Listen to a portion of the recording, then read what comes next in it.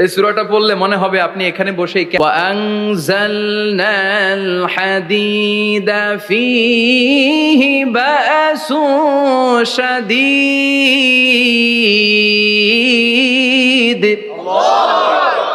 আমি পৃথিবীর মধ্যে লোহা নাজিল করেছি, লোহার ভেতরে আছে ভয়ঙ্কর ধরনের শক্তি। মানাফিউ লিন-নাস, মানুষের জন্য উপকার আছে না নাই? লোহা লাগবে, গাড়ি লোহা লাগবে, বাড়ি লোহা লাগে। এই যে মাইক দিয়ে ওয়াজ করতেছি, লোহা আছে না? লোহা ছাড়া কিছুই হয় না। এই পাহাড়ের এত শক্তি যে পৃথিবীর এই থারথার করে কাঁপুনিকে বন্ধ করে দিয়েছে। হালমিন খালকিকা আসাদ্দা মিনাল জিবাল। ইয়া রব, আপনার সৃষ্টিকুলের মধ্যে পাহাড়ের চেয়ে শক্তিশালী কি কিছু আছে? আল্লাহ বললেন নাম আছে। কি সেটা? আল্লাহ বললেন সেটা হচ্ছে আল হাদিদ, মানে লোহা। লোহা চিনেন? এই হাদিদ নামে, আল হাদিদ নামে আল্লাহর কোরআনে একটা সূরা আছে না নাই? সূরাতুল হাদিদ, লোহার সূরা। ওয়া আনজালনাল হাদিদ ফীহি বাসুন শাদীদ ওয়া মানাফিউ হয়েছে মহাবিশ্বের অন্য কোনো জায়গা থেকে। লোহার একটা অণু তৈরি করতে 1 কোটি ডিগ্রি সেলসিয়াসেরও বেশি তাপমাত্রা লাগে। এই লোহাকে আল্লাহ বললেন আমি পাহাড়ের চেয়ে বেশি শক্তিশালী করে বানিয়েছি লোহাকে। সুবহানাল্লাহ পড়েন। ফেরেশতারা বললেন হালমিন খালকিকা আসাদ্দা মিনাল হাদিদ। আল্লাহ, আপনার এই সৃষ্টিকুলের মধ্যে লোহার চাইতেও শক্তিশালী কি কিছু আছে? আল্লাহ বললেন নাম আছে। ফেরেশতারা বললেন মা হিয়া। আল্লাহ বললেন সেটা হচ্ছে আন্নার, আগুন। আগুন লোহাকেও গলিয়ে দেয়। সুবহানাল্লাহ পড়েন। ফেরেশতারা বললেন হালমিন খালকিকা আসাদ্দা মিনান নার। আল্লাহ বললেন আছে। কি সেটা? আল মা, পানি। পানি মারলে আগুন। সুবহানাল্লাহ পড়েন। ফেরেশতারা বললেন ইয়া রব, হালমিন খালকিকা আসাদ্দা মিনাল মা, আপনার এই সৃষ্টিকুলের মধ্যে পানির চাইতেও শক্তিশালী কি কিছু আছে? আল্লাহ বললেন নাম আছে। সেটা কি? আর রিহ। আর রিহ মানে বাতাস। কারণ বাতাসের ধাক্কায় সমুদ্রে, সাগরের পানিতে ঢেউ খেলে। জল বললেন মাবুদ, পানির চাইতেও বেশি শক্তিশালী বাতাস। এবার আমাদের জানতে বড্ড মনে চায়, এই বাতাসের চাইতেও শক্তিশালী কোন সৃষ্টি আপনার সৃষ্টি জগতে আছে নাকি? আল্লাহ বললেন বাতাসের চাইতেও শক্তিশালী একটা জিনিস আছে। দেখি কে কইতে পারে, বলেন। সুবহানাল্লাহ। আল্লাহ বললেন বাতাসের চাইতেও শক্তিশালী হলো আশরাফুল মাখলুকাত, মানুষ। কিয়ামতটা যেদিন হবে, ওই দিন গোটা বিশ্বব্যাপী আমাদের পরিস্থিতি রেখে দিয়েছে। কিয়ামতের প্রামাণ্য ধারা বর্ণনা আল্লাহ নিজে দিয়েছে। এই সূরাটা পড়লে মনে হবে আপনি এখানে বসেই কিয়ামতটা সচক্ষে লাইভ দেখতেছেন। সুবহানাল্লাহ পড়বেন না? সূরাটার নাম হচ্ছে আল কারিআ। কি নাম? আল কারিআ। সবাই বলেন কি নাম? আল কারিআ। আল কারিআ মানে হচ্ছে বিকট আওয়াজ, ভয়ঙ্কর আওয়াজ, জাইগান্টিক সাউন্ড। বস, যে বিকট শব্দ পৃথিবীর কোনো মানুষ শুনে নাই। The trumpet, the siren, the whistle, বিশাল এক হুইসেল বাজানো হবে।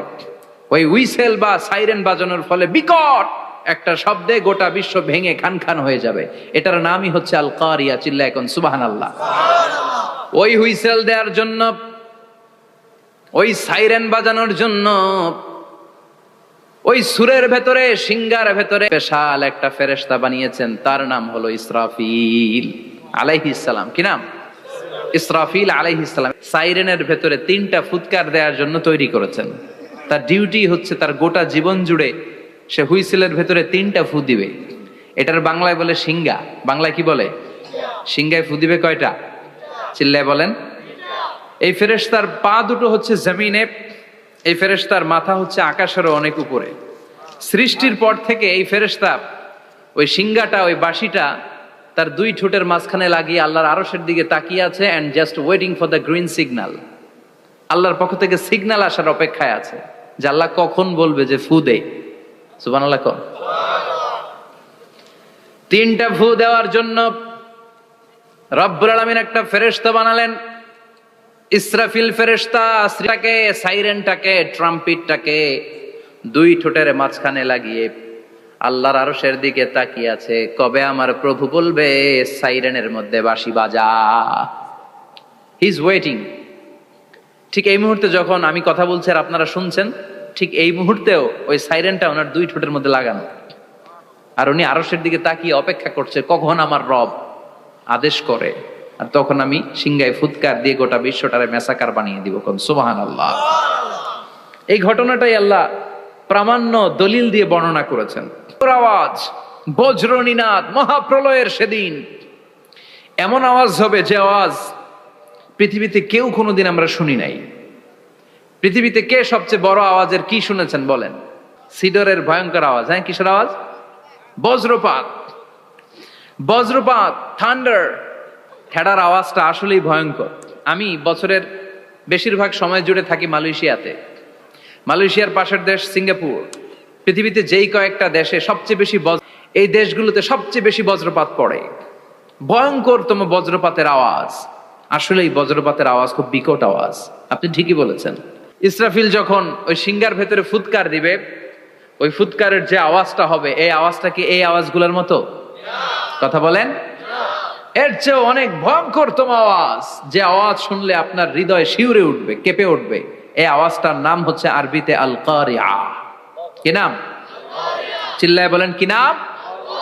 এজন্য আল্লাহ বললেন আল কারিআতু মাল কারিআতু ওয়া মা আদরাকা মাল কারিআ। সেদিনের আওয়াজটা হলো ভয়ঙ্কর আওয়াজ। কারিআ, মাল কারিআ ওয়া মা আদরাকা মাল কারিআ। তিনবার তিনি সূরার শুরুতে তিনবার এই শব্দটা উচ্চারণ করেছেন। কয়বার? কথা বলেন। তিনবার। যে কোনো জিনিস তিনবার যখন আমরা বলি, গুরুত্ব বোঝানোর জন্য বলি, বলি না? বিশ্বনবীও মাঝে মাঝে কোনো জিনিসের ইম্পর্টেন্স, সিগনিফিকেন্স, তাৎপর্য এবং গুরুত্ব বোঝানোর জন্য তিনবার বলতেন। কয়বার?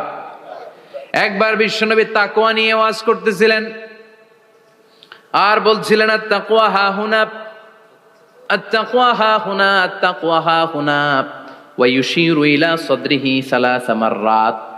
তাকওয়া এখানে, তাকওয়া এখানে, তাকওয়া এখানে বলে বিশ্বনবী উনার হৃদয়ের দিকে। মক্কাবাসীদের কাছে যখন সূরাতুল কারিআ নাজিল হয়েছে, মক্কার কাফির মুশরিকদের দৃষ্টি আকর্ষণের জন্য আল্লাহ তাআলা এই সূরার শুরুতে আল কারিআ শব্দটা একবার নয়, দুইবার নয়, তিনবার উল্লেখ করেছেন। পড়েন সুবহানাল্লাহ।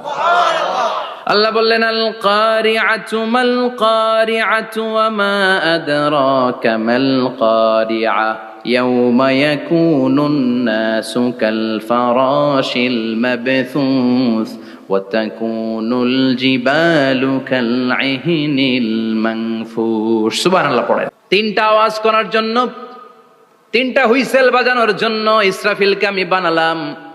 প্রথম সিঙ্গার ফুৎকার যখন ইসরাফিল ফেরেশতা হুইসেলের মধ্যে দিয়ে দিবে, তখন যেই ভয়ঙ্কর শব্দটা হবে, ওই শব্দটার নাম হলো আল কারিআ। কি নাম?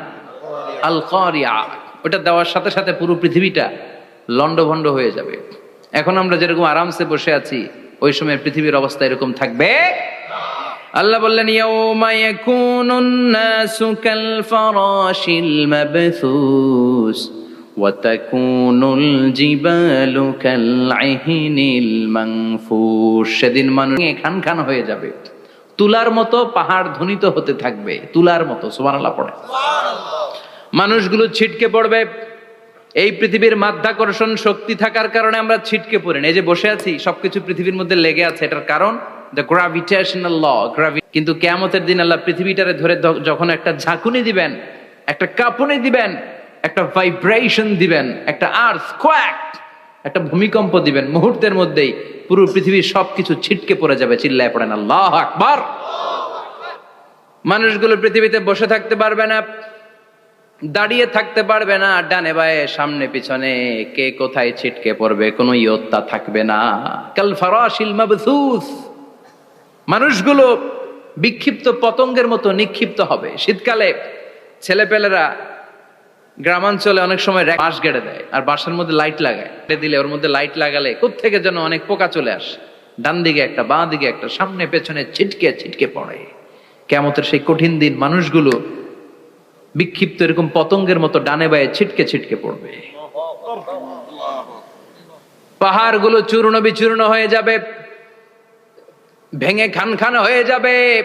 তুলাকে ধ্বনিত করলে তুলা যেমনি ধ্বনিত হয়, তুলার মাঝখানে লাঠি দিয়ে পেটালে, তুলাকে পাতলা করার জন্য, আরামদায়ক করার জন্য, মোটা বানানোর জন্য যখন লাঠি দিয়ে ধ্বনিত করা হয়, দেখবেন সামান্য তুলার ধুলিকণা, ছিটেকণা বাতাসের মধ্যে শূন্যে ভাসে। ফু মারলে আরো দূরে যায়, ফু মারলে আরো দূরে যায়, বাতাসের ঝাপটা ওইটা কোথায় যে চলে যায় কেউ জানে না। পৃথিবীর বড় বড় সাইজের পাহাড়গুলো সেদিন এই তুলার মতো, তুলা যেমনে বাতাসে ধ্বনিত হয়, পাহাড়গুলো সেদিন তুলার মতো বাতাসে ধ্বনিত হতে থাকবে। চিল্লায় কোন আল্লাহু আকবার।